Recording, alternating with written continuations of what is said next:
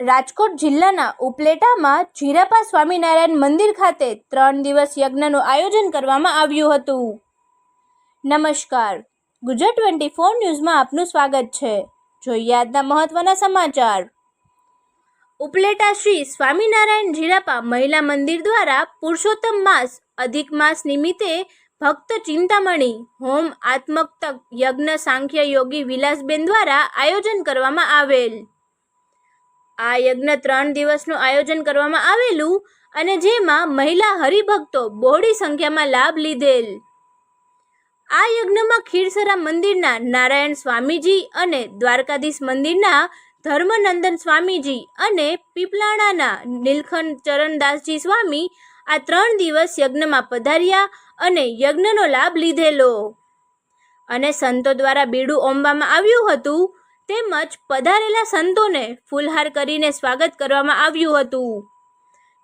યજ્ઞની પૂર્ણાહુતિ કરવામાં આવી હતી. રિપોર્ટર ભાવેશ ગોહિલ, ઉપલેટા.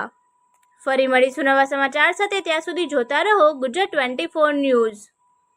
અમારી ચેનલને લાઇક, શેર, સબસ્ક્રાઇબ કરી સહકાર આપવા વિનંતી.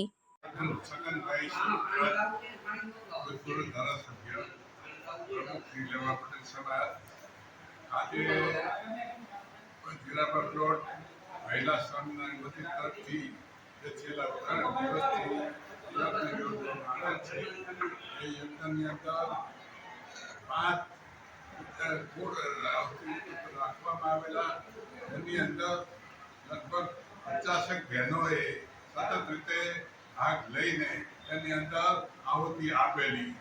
આ રીતે સાંખ્યયોગી વિલાસબેન અને એમની સાથે જે મહિલા મંડળના સભ્યો છે, પુરુષ મંડળના સભ્યો છે, કોઠારીશ્રી છે, બધાએ જે સાથ અને સહકાર આપ્યો છે એને કારણે સમાજની અંદર ભાઈચારાનું વાતાવરણ જન્મે છે.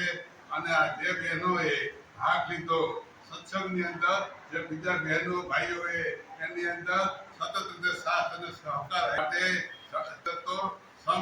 સુલેહ અને શાંતિનું વાતાવરણ સર્જાશે.